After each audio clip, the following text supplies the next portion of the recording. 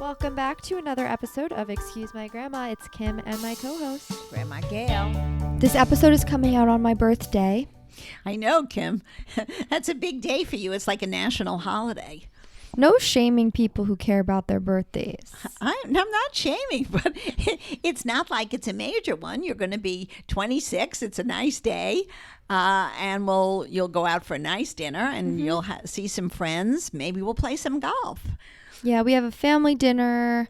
Maybe see a few friends down here if I can. I'm still in Florida, going back and forth to New York, though. Yeah, it should be fun. I'm going to a golf tournament next weekend. I'm not playing in it, obviously. I'm going to watch I don't know why you say that. You're so good. And what else is new with you? I had friends stay here in your apartment with me last weekend while you were gone. Because I know. I heard you were partying it up. Not at your house. We didn't throw a party or anything. But what did you do? You went on a boat. You did all kinds of activities, which I tried on all your clothes in your closet. Slept in your bed. I think they would be disappointed. She would definitely not be happy with those clothes. It was a fun weekend. We went to the beach. We went out on a boat to this really fun kind of like Key West type of vibe place. In Manalapan, right? Yeah, area. And my friends from New York were visiting. And I had the best time because I went to New Orleans to visit your brother, and we ate till we dropped. There was so much food there. I mean, I don't know how anybody can live in that city without gaining 200 pounds, but it really is delicious, and the weather was beautiful. And what's your favorite thing you ate? I think the baked Oreo beignets. They were mind-boggling, and the woman said that she wins all kinds of awards for her beignets, which I can honestly understand because they were out of this world. And you said you were recognized? Oh, that was funny. We went for lunch at some cute little coffee shop near the campus of Tulane, and 3 girls came up to me and said, "We're obsessed with your podcast, you and your granddaughter." I said, "Oh, thank you so much." And TikTok. Oh, and TikTok too. Yeah. Of course, that's where they see us. So your grandfather couldn't believe it. It was like, he said, "Did you pay for those girls to come over here?" I said, "No, they came over on their own." So It was really fun. We get recognized quite a bit. Some people always ask me, "Do you guys get recognized?" Oh, yeah. I've had a lot. In New York, in Miami, and I guess now in New Orleans. And it's so exciting. I love when people come up to us. Like, it actually makes my day. So yeah, well, it validates that we're doing something that people are enjoying. They're laughing with us, and so that's good. Yes. Okay, so let's move on to what we're discussing this week. There's so many conversations amongst everyone right now about what is happening in the workplace. What is our work situation? Are we remote? Do we have to go in certain days? Obviously, all because of COVID and the way that the world is going with that right now. And even after this, like, do people want to be in the office 5 days a week? Have we completely changed the way that people work? Yeah, I was going to also say, and it's also how people work together, whether it's more productive to be in an office situation. In many cases, a lot of the people are saying that, it's the only way you can get mentorship really going. And then there's the other side that says they're not going to want to be in that kind of stressful situation anymore, and a lot are going, especially the Gen Z generation is going on their own and working for themselves or doing something completely different than the old-fashioned model for work. That's the thing. It depends, like, if you want to be more entrepreneurial, like, of course, then you can kind of be wherever you need to be. Then there's people who like work with a team and they have to be with their team. In that situation, I see why you would want to be in person.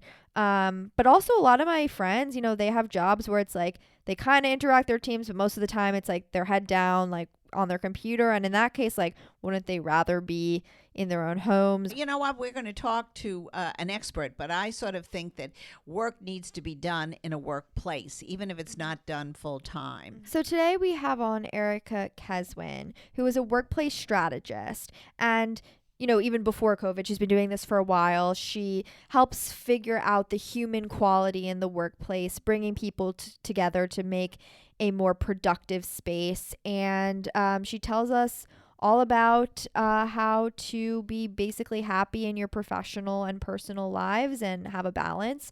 So we have a very interesting conversation with her. And she has a family and has done it herself. She has written several books. She's certainly an authority in the field. So I'm looking forward to hearing from her. So, guys, we are joined by Erica Keswin. She is a workplace strategist. We're going to ask her what that means and what that's all about. She is an author of 2 books. Left to Our Own Devices is her podcast. And we're going to get into it right now. So, Erica, thanks for joining us. Yeah, so great to see you guys. So let's start with what we ask all of our guests, where you're from and your current relationship status. I am from Fairfield, Connecticut, and I am married for going on 22 years. Amazing. And you have kids? I have 3 kids. I have twin girls who are freshmen in college and a son who is a junior in high school. Good job. You are a workplace strategist. You look at people and culture and how in the workplace you can bring your human to work. What exactly is a workplace strategist and what do companies hire you for? Great. So, it's funny. You mentioned my first book was called Bring Your Human to Work. And so many people think I'm talking about my dog. Yeah. I mean, because we all think our dogs are so human and a lot of people are talking about bringing their dogs to work. So as an aside, so a workplace strategist is somebody who helps companies improve their performance through their people. So looking at the kinds of people they should hire, how they should structure the company, what kind of training they should have, how they should pay people, and really helping them to create a strong culture, because when people leave a company, it's really expensive. And so that's what I do. So how did you get started in that? What was your work experience before this? So after I graduated from college, I had never heard, I don't even know if there were workplace strategists back then, graduating from college in 1990, which clearly dates me. But, I did what many, kids raised in a Jewish family do. They're like, oh, I'm going to go to law school. So I moved to Washington, D.C. and I applied to law school and I deferred. And I was like, well, maybe I should decide if I really want to go to law school before investing 3 years in law school. So I got a job in a consulting firm, kind of doing whatever it is they wanted me to do. And I found that a lot of the work I was doing was sort of, I felt like it was sitting on a shelf in a binder. Like I would do these studies, but I didn't really feel like they were impacting anybody. And so I started talking to anybody who would talk to me about what they do for a living. And I came across a different kind of consulting, which focuses more on the people side. I'd never heard of it and started to just research it. And when I went back to business school at Northwestern, that was my focus. It was a combination of business and psychology. So I'm like the business psychologist. Now, how does that differ? I'm just curious. You do all the work before somebody gets a job versus somebody who's an HR in a company who hears complaints, or I guess is also a strategist in a way. Are they? Yeah. I mean, I help them. I mean, I do both. And And so I'm not inside the company. I mean, I used to be back in the day, but now they'll call me if they need, ideas about their culture, because sometimes when you're so in it on a day-to-day, you need that outside opinion to say, have you thought about this, or this? You sort of get stuck in your old ways. I'm thinking as you're asking these questions, this isn't in my notes, but you've never worked at a company. I haven't, but I know what an HR is. Yeah. Because I remember when you worked. When you do sort of have a toxic relationship with your manager, I've been there. I know plenty of my friends have been there. It seems to be very common. What can you do? Because I even have a girlfriend going through this now where she's like, I want to leave the company. I hate my job. But if, there was a change of management, she actually does like what she's doing. So yeah, how do you approach Well, that? it's an interesting time to be talking about this right now in the midst of what everyone is calling the Great Resignation, that people are quitting in droves and companies need people. I know you guys are down in Florida right now. I'm in New York City. Everybody from New York City is moving to Florida. These companies need people. And 9 out of 10 people leave their manager. They're not leaving the company. And so if there was ever a time to connect with HR, connect with your boss's boss. Again, there's something in companies, I don't know if you had them in your old job, called an ERG, which is an employee resource group. There could be one for all women. There could be one for people of color. There could be one for millennials. But figuring out different pockets in the organization where you can find someone to have these open and honest conversations, I would bet that, if you're good at your job and your friend, if she is doing her job, they are not going to want to lose her, because the cost to find a new person and retrain them can be up to 300% of somebody's job. And so I don't think a person who's performing really is at risk of being fired. And right now they need you more than you need them. So I would be very open and upfront about looking for opportunities in the company. That's interesting. Yeah. Good advice. Yes, very. For those listening, I would urge you, this is totally cheesy, but I think resonates, which is your goal as a leader is to get the values off the walls and into the halls. Because so many companies, and I'm sure the company where you work, there's a little plaque on the wall. This is who we are, and this is what we stand for. But a lot of times it's total BS. So the idea is, how can you come up with ways to actually live those values and really mean it? Mm-hmm. I love that, because literally my next question was like that poster on the wall of your core values. It's one thing to memorize them. Yeah, like gagging, right? We have people write in all the time saying, "Can I date a coworker? Is that a good idea?" We probably get that question like once a week. We're relationship gurus. We always say no, and kind of to err on the side of caution with that. But I'm curious what your thoughts are. Yeah, certainly you don't want to date your boss. Right.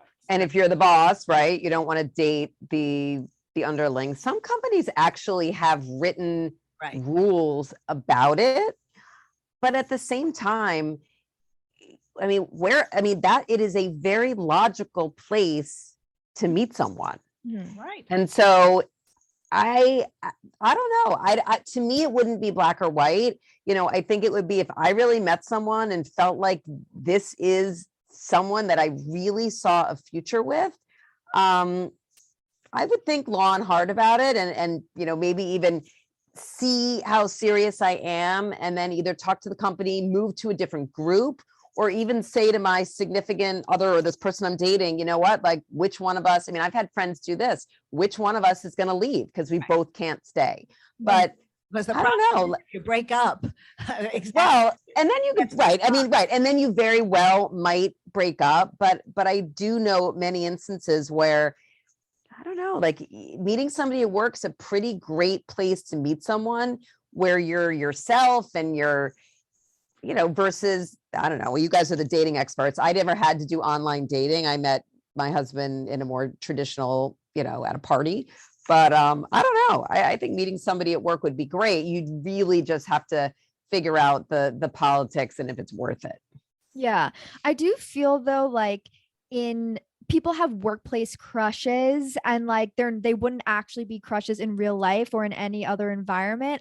I don't know if maybe in psychology, if you have a little bit more insight to this, but like, why do people develop crushes on the people they work with? Is it just the amount of time spent together?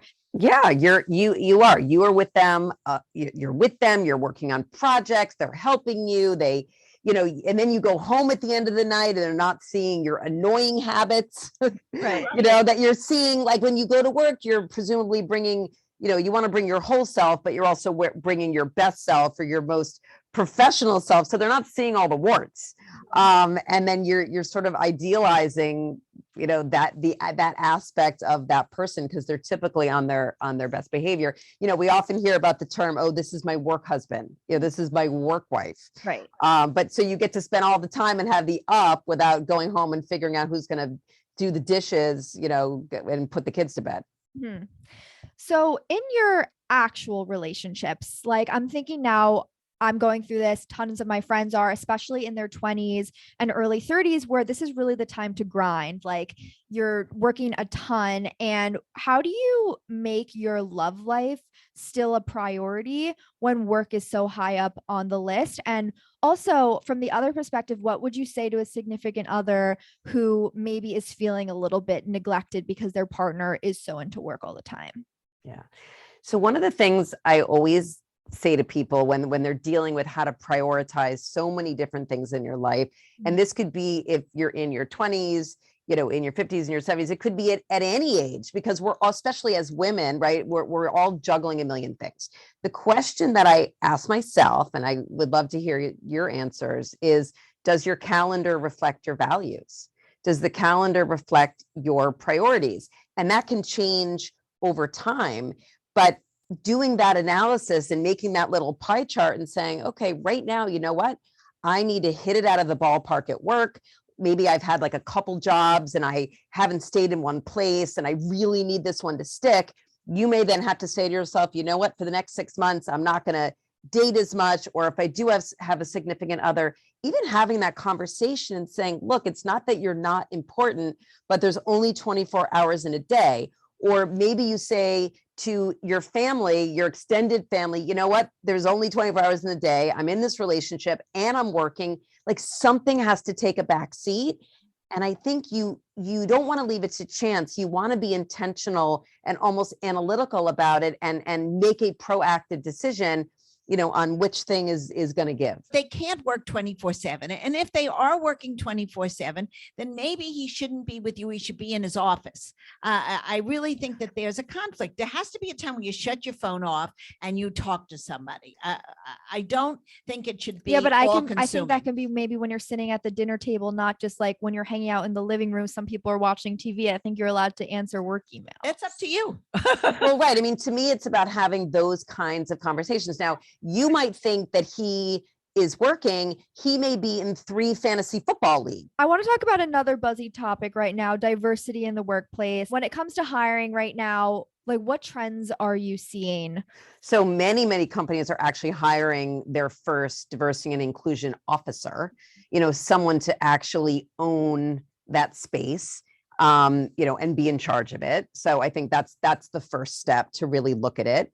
And then it's getting underneath the data. I mean, I guess it's a couple things. One, it's defining diversity. I think there's race and gender, which are, we have to start there. And we already know there's a lot of disparities in the workplace, specifically in those areas.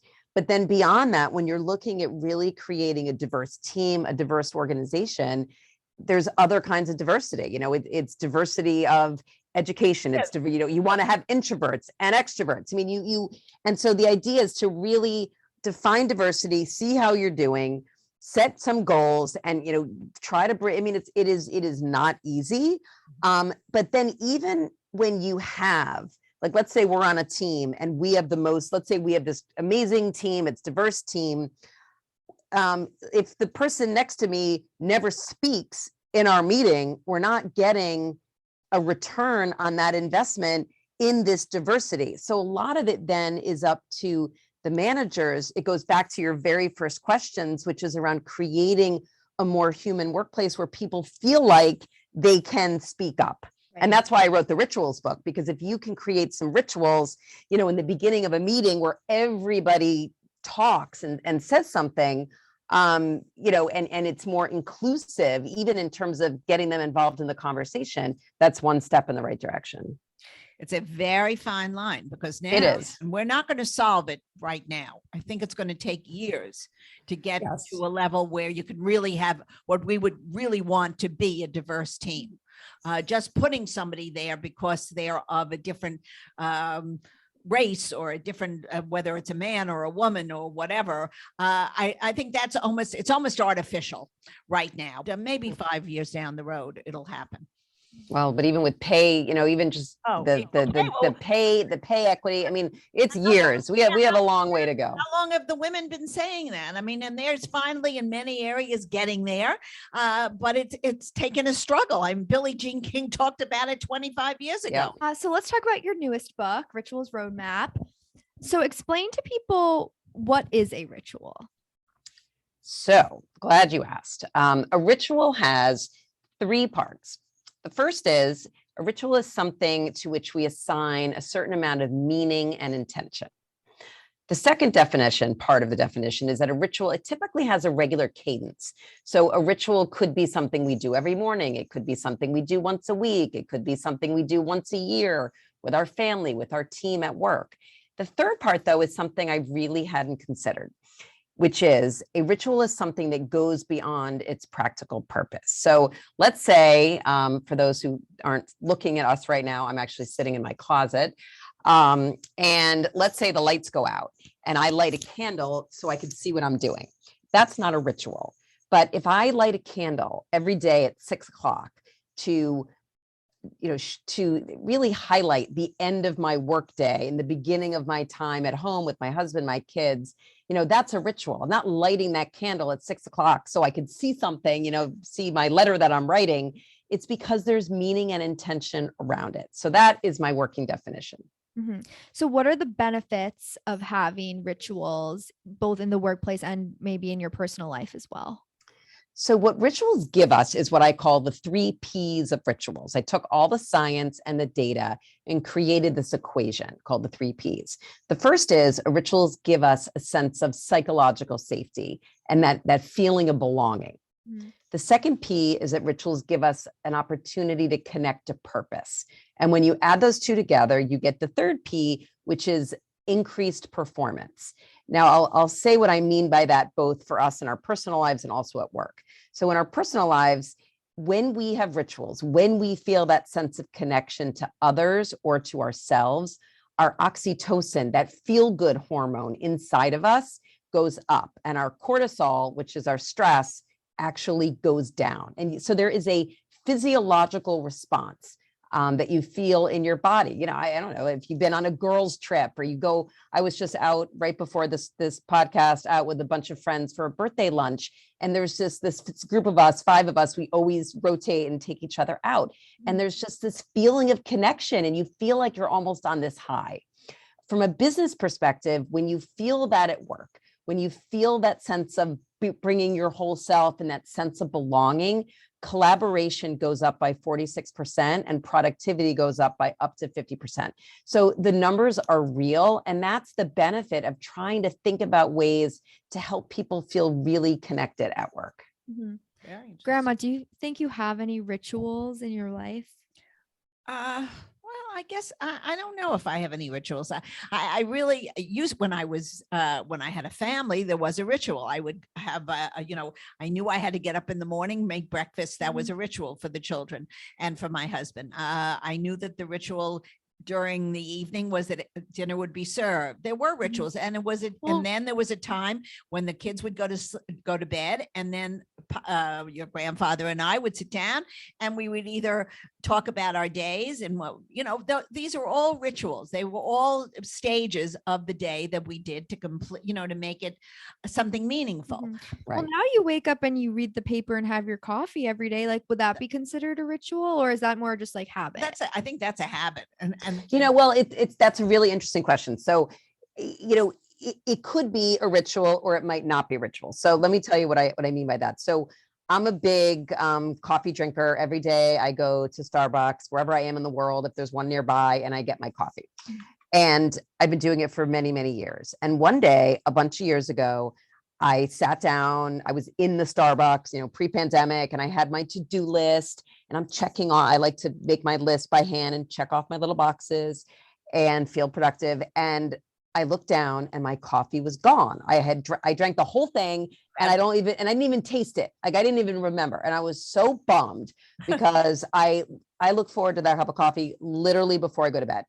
So in that moment, that act of getting my coffee went from being a routine, something that I just did, to a ritual. I think of it more as like back of brain to the front of the brain, something that you just do versus something with intention. So now when I get my coffee every day, I go in and I get it and I just pause, I sit down or I bring it home. I feel the heat of the cup on my hands. I take a couple of deep breaths, kind of settle, and that is my ritual. Like there's meaning and intention. And I think it's an awareness, like it makes you aware of what's going on. So reading the paper, getting your coffee and reading the paper may be a routine, or now after this conversation, who knows, every day that you do it now, you're going to sit there, maybe you'll take a deep breath and settle in for your day. And that could become a ritual. Well, So you would have to start.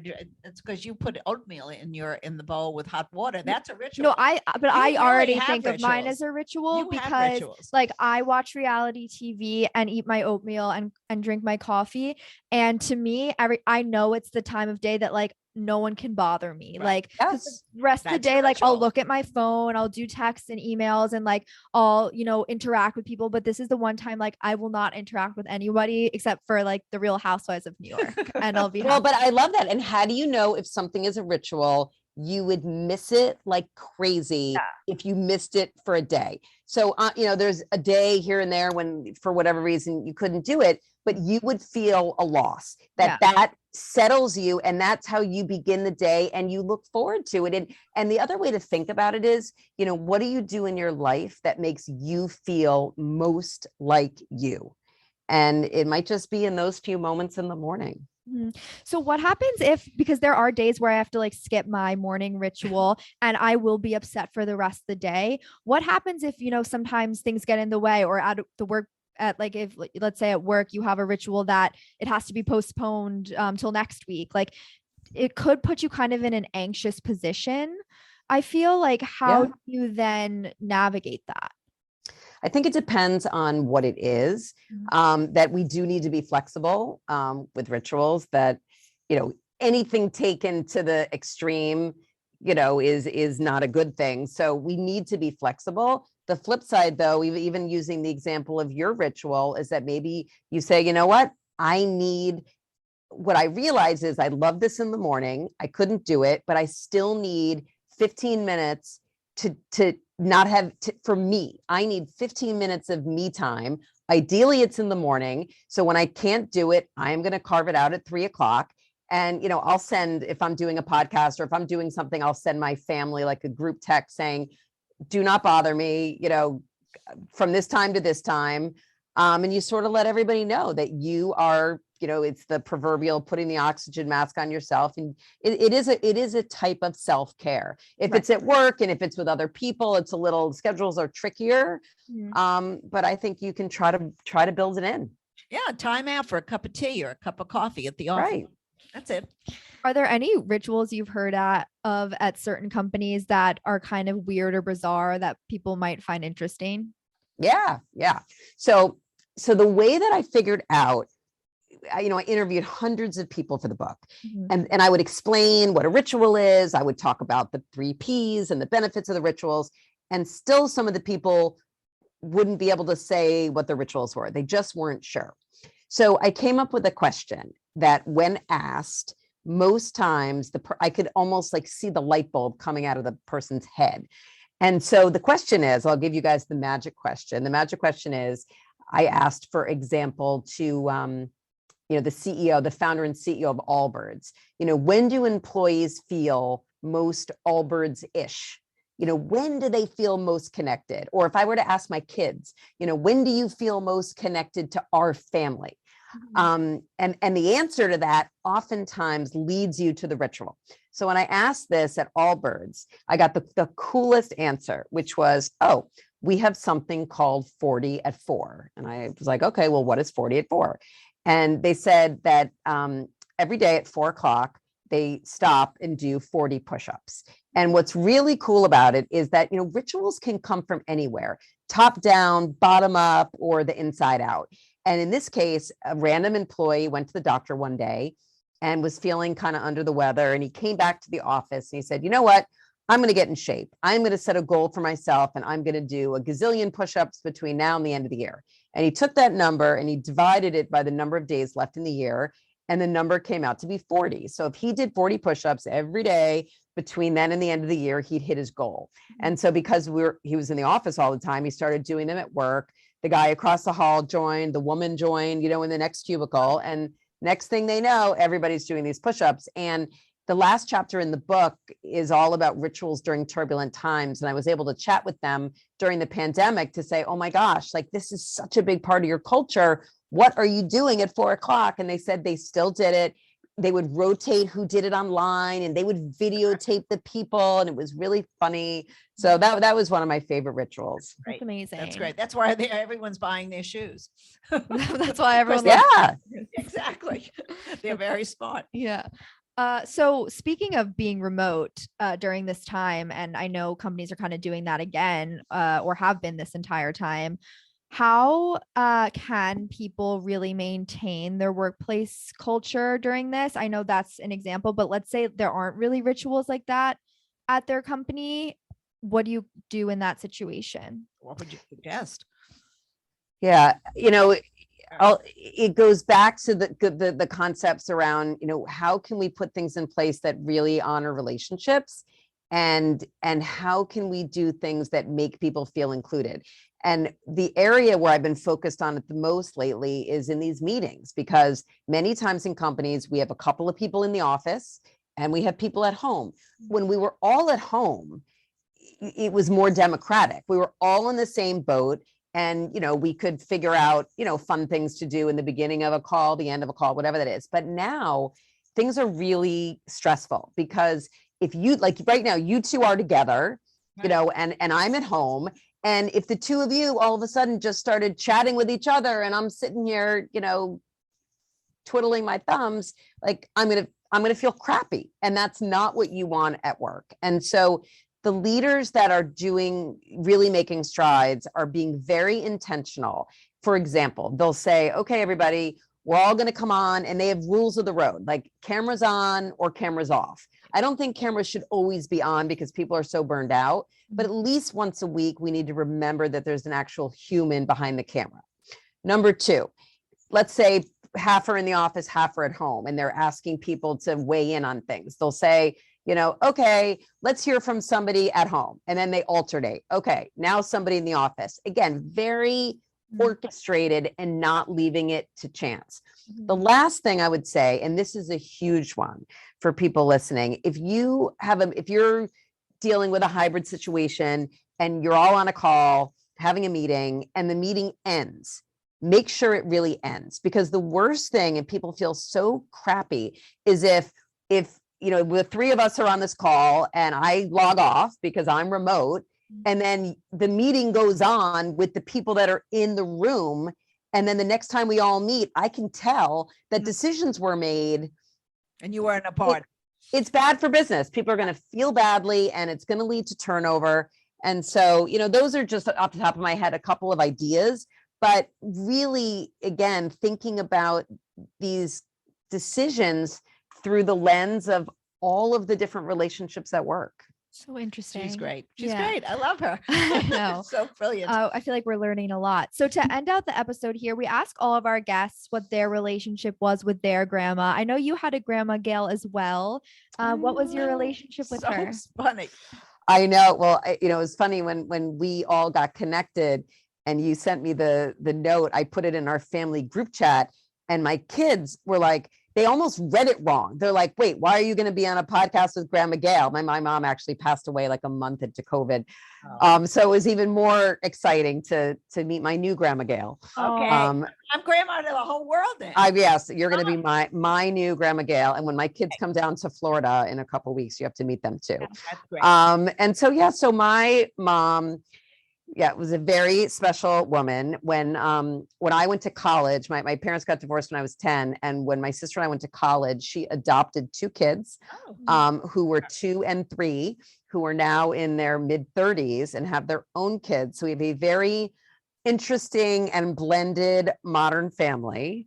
But she, wanted to do, we had foster kids, just wanted to do good in the world, and took these 2 kids in when sadly, their family couldn't. And that's what she dedicated her life to. What did she think of your husband when you first met? I don't know if did she ever give me, I don't know if she really gave me advice on my love life per se, but because I didn't meet my husband till I turned 30. So I feel like by the time I turned 30, I was like, okay, I kind of know myself, and I didn't necessarily need the advice. But I do remember my husband's from Minnesota. He talks very quickly. So they're all like, wow, hope we can understand this guy because he talks really fast. And they were like, and he's blonde. And like, are you sure he's Jewish? I'm like, yes, he's Jewish and he's blonde and he's from Minnesota. Sounds like something you would say pretty much. Well, get all the questions out there before it's too late. Exactly. So with all of our guests, we play a quick game to end the episode. Grandma Gail's old-fashioned dating quiz. She hates it. I hate it. But she was like, Erica is too smart to play this game. I was like, Grandma, we play this with everyone. We're playing it. Oh no, this is a lot of pressure. I know. No, it's only a few things. And basically, with your answers, we deem whether you are more of a modern dater, hypothetically, or an old-fashioned dater. Okay. So just, like, depending on your values. So number one would be with somebody that you're in a relationship with, would you prefer to get a call or a text from them? Call. Okay. Would you sleep with someone on the first date? I might, but probably not. Okay. Dating apps or setups? Well, it's funny. I've set up 3 marriages, which means I'm already going to heaven, as we know. So I've checked that box.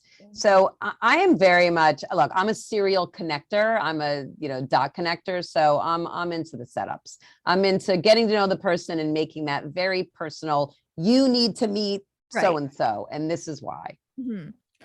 Would you move in together with the person before getting engaged or wait until after? Or you're married? I would move in, and I did, but I didn't get rid of my apartment because I was like, it's rent subsidized and I'm not going to be stupid. I love it.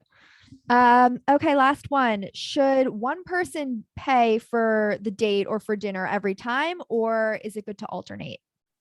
I don't know if you need to alternate, but I think it's, let's say we're in a traditional, stereotypical relationship, and the guy is paying, I'd say maybe once every, I don't think you need to go one, back and forth, but maybe once every 4th time, it's nice to pick up the check. Mm-hmm. Okay, so she's traditional. 3 out of 5. She gets so excited because she's traditional and I'm modern, but you are more, a little bit split, but more of a traditional dater, Erica. Yay. And she's not dating, so it doesn't matter. Not dating. So how can people follow you and get your book? Sure. So my website is ericakeswin.com, and it's just my name on Instagram. And I'm always trying to get more followers than my 3 teenagers. So follow me on Instagram. And, the link to the books are on there, and would love to hear from people. And, if there's anybody, I'm happy to also, for your followers, when this gets published, if you heard something that you really enjoyed today, tag me, tag the 2 of you, and I'm happy to give away a few books. Oh, amazing. That Thank sounds you great. so much. Okay, hope you guys enjoyed the episode with Erica. Our 50s movie of the week does have to do, of course, with the workplace. Desk Set. It's a 1957 rom-com. Grandma, you just rewatched it, right? Oh, it was so great. Spencer Tracy and Katharine Hepburn. I mean, it was the birth of the computer and how disruptive it was to just the normal kind of office life that was prior to the computer coming on the scene. We've definitely come a long way. Now we're like have, in the metaverse. but it was terrific. The love affair between them, and the movie itself is just a treat. So everybody should just watch it. Okay, another great episode of Excuse My Grandma. Please subscribe and leave us a review if you haven't yet. Tell your friends about us. Follow us on Instagram and TikTok. Even if I know you guys love our TikTok videos, but pressing follow would actually help us a lot. And we will see you next week.